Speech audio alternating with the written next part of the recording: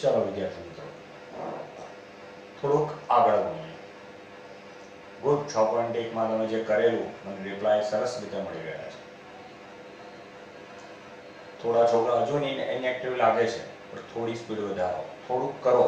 લોકડાઉનમાં વેકેશન નથી. આજે થોડી બુકની જરૂર પડશે તમારે. તમારી પાસે બુક છે જ તો 6.1 માં બહુ લાંબી રકમ છે કુટ પ્રશ્નની, તો આપણે એની આજે ટ્રાય કરીએ છીએ. ઓકે, એ પહેલા પ્રશ્ન નંબર 17 પર જાઉં છું. Very easy way. 3x minus 2 less than 2x plus 1. 3x minus 2x less than 1 plus 2. તો x less than 3. તો તમે કહેશો સર આમાં નવું શું છે?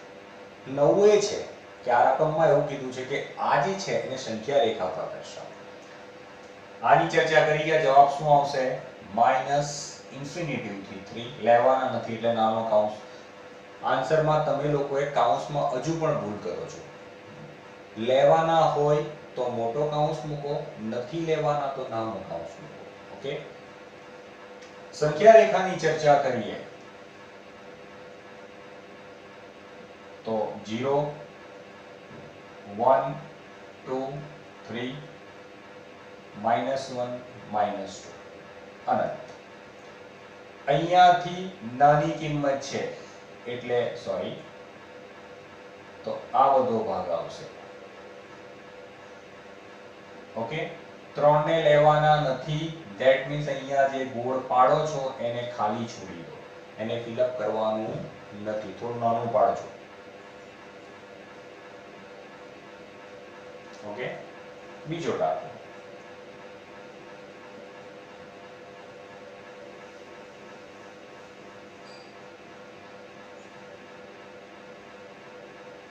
(5x ઓછા 3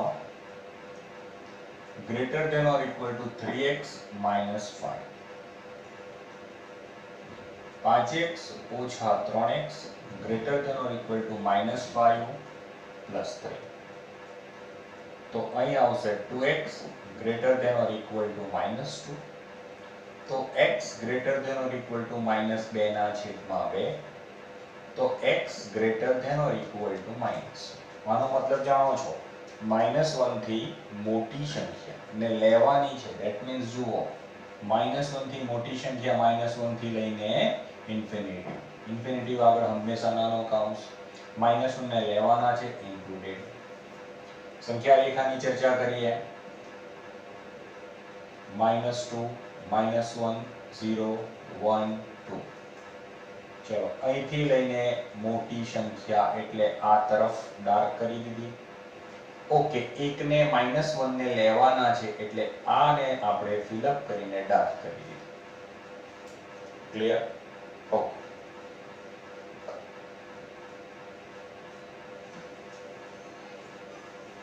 બાકીના બે દાખલા 19 અને 20 તમને આપું છું. નોર્મલ છે, ઈઝી થઈ જશે. નહીં થાય તો કોન્ટેક્ટ કરજો. 21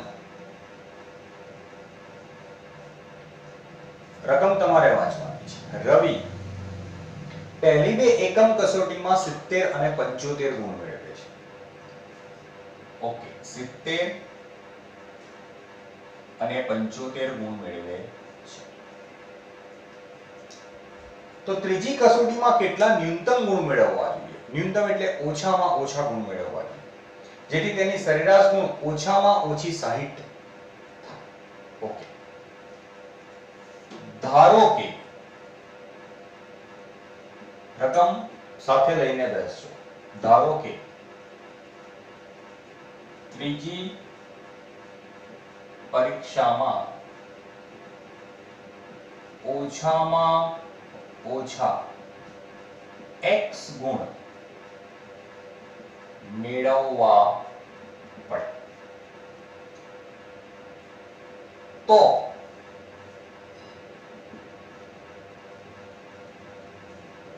તેના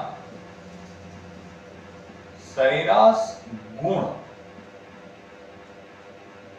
ઓછામાં ઓછા 60 થાય.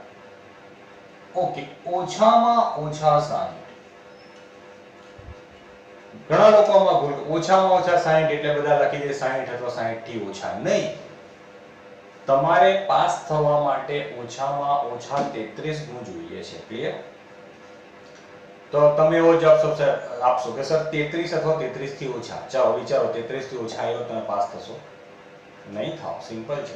એટલે ઓછામાં ઓછા 33 એટલે 33 તો લાવવાના જ છે, એની કરતા વધારે. તો અહીંયા શું થશે? ઓછામાં ઓછા 60 એટલે 60 અથવા 60 થી વધારે. ચાલો આપણે પહેલી પરીક્ષામાં એના 70 માર્ક છે, 70 માટે વત્તા 75. ત્રીજી પરીક્ષામાં આપણે ગુણ લઈએ છે એના x, સરેરાશ કીધા છે એટલે ભાગ્યા 3. હવે અહીંયા આવશે 60.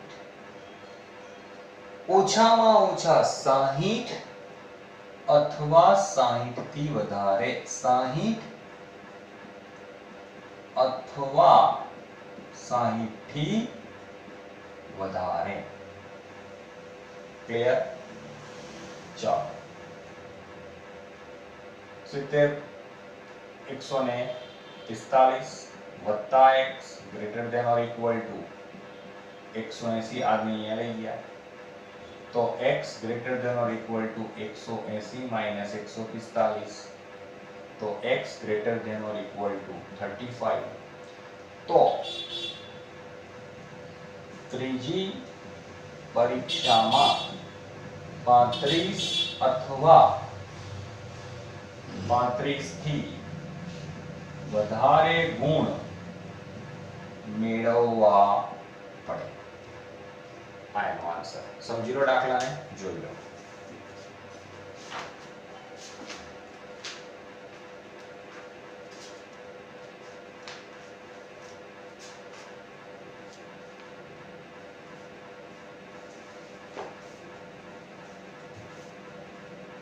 ચલો સેમ દાખલો એની પછીનો છે.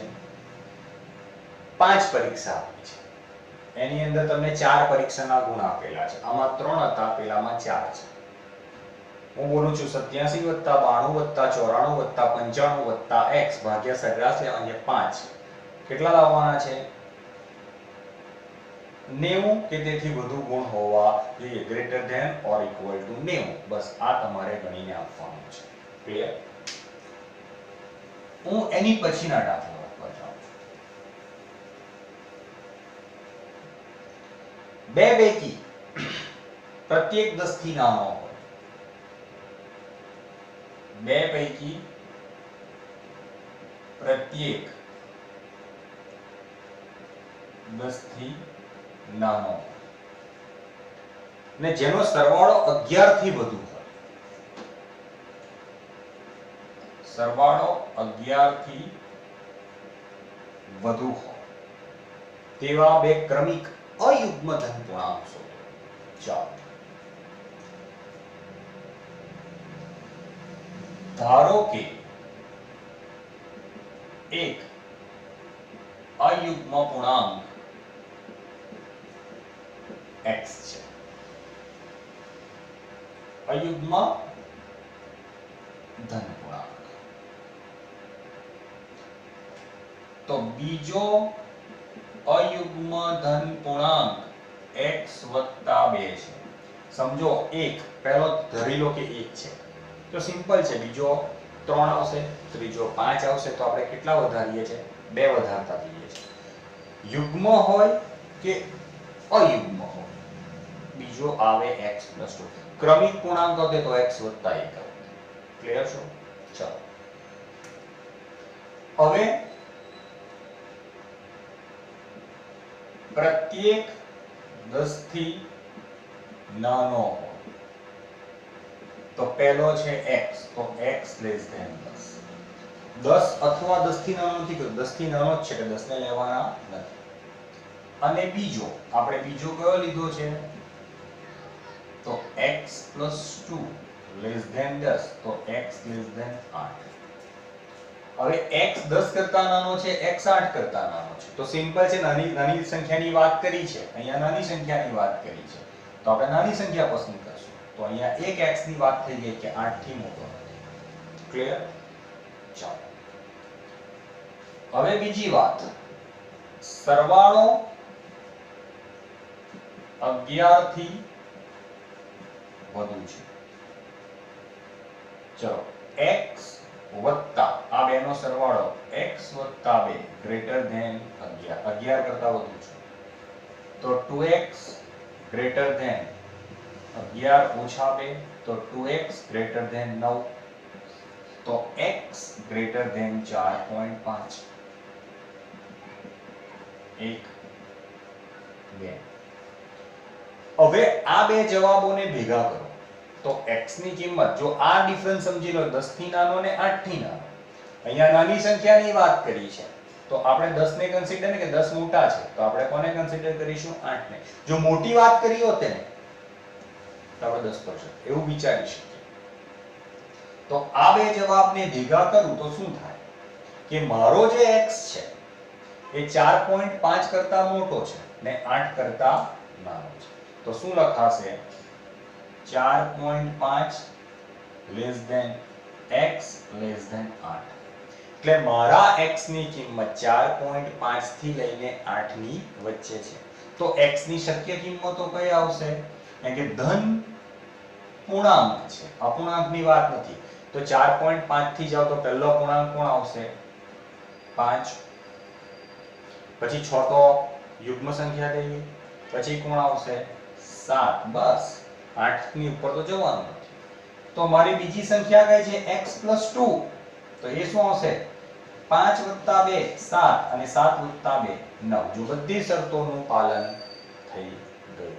એક તો પહેલું તો સંખ્યા કઈ? 5 હશે તો બીજી 7 હશે ને 7 હશે તો 9 હશે. બંને ધન પૂર્ણાંક 10 થી નાના છે ને બંનેનો સરવાળો 11 થી વધુ છે, માટે માંગેલ ધન પૂર્ણાંકો 5 7 અથવા 7 9 છે. આઈ હોપ સમજણ પડી ગઈ હશે. ક્લિયર? ચાલો એની પછીનો દાખલો, બે પૈકી પ્રત્યેક 5 થી મોટો હોય. હવે જોજો, 5 થી મોટો હોય અને સરવાળો 23 થી ઓછો હોય. 23 થી ઓછો હોય. ચાલો તો તેવા ક્રમિક યુગ્મ ધન પૂર્ણાંકોની જોજો.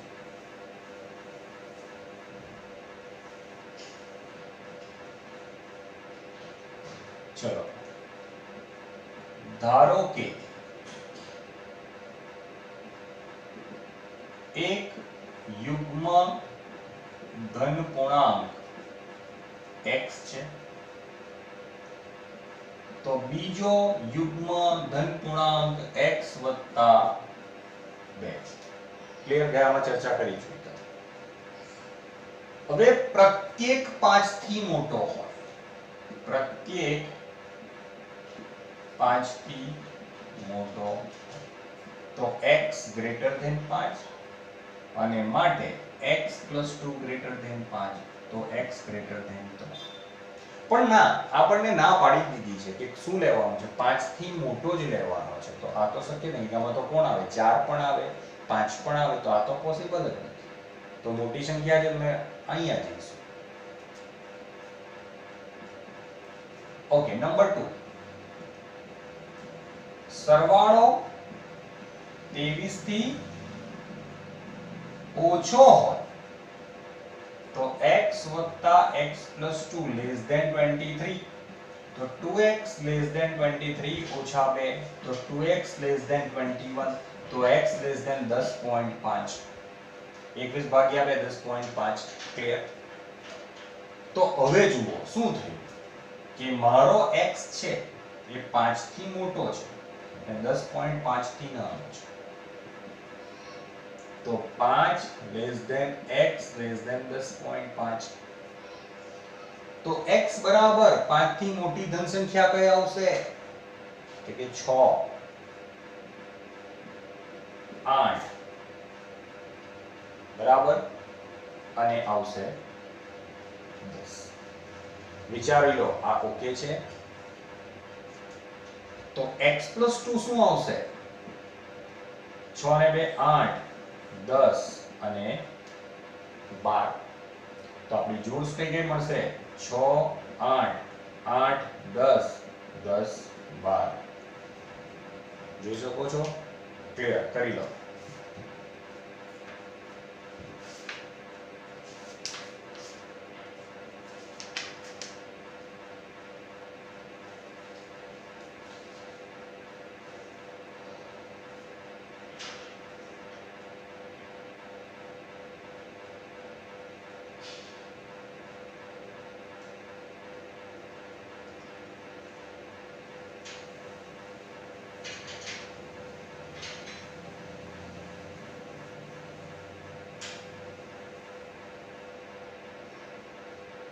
ચલો, ત્રિકોણની સૌથી મોટી બાજુની લંબાઈ નાની બાજુની લંબાઈ કરતા 3 ગણી છે. ક્લિયર?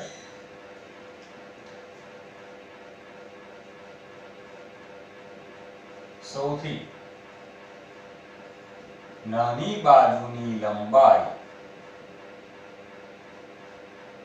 x છે.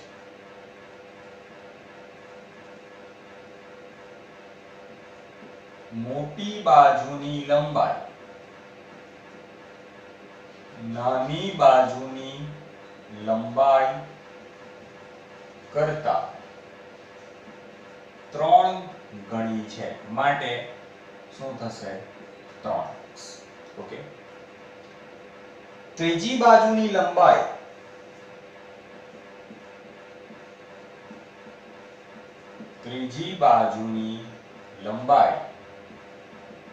મોટી બાજુથી 2 સેન્ટીમીટર નાની છે, માટે 3x - 2. ઓકે. પરિમિતિ ઓછામાં ઓછી 61 છે. ઓછામાં ઓછી 61 અથવા 61 થી વધારે. તો પરિમિતિ શું છે? માટે પરિમિતિ greater than or equal to 61. પરિમિતિ એટલે ત્રણ બાજુનો સરવાળો x + 3x + 3x - 2 greater than or equal to 61.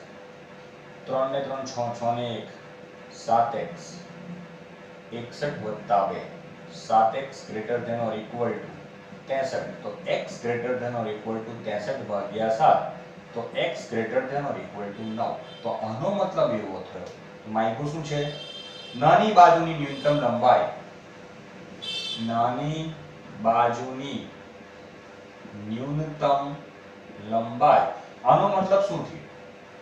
કે x એટલે સૌથી નાની બાજુ 9 અથવા 9 થી વધારે છે. તો નાનામાં નાનું કોણ? 9. 9 તો છે, 9 અથવા 9 થી વધારે છે. તો ન્યૂનતમ લંબાઈ કેટલી થશે? 9 સેન્ટીમીટર છે. ક્લિયર? એક પ્રશ્ન છે 36મો, એને આપણે નેક્સ્ટ લેક્ચરમાં ચર્ચા કરીશું. ઓકે, અથવા જાતે થઈ શકે તો કરજો, પાછળ તમને હિન્ટ પણ આપી છે. ઓકે.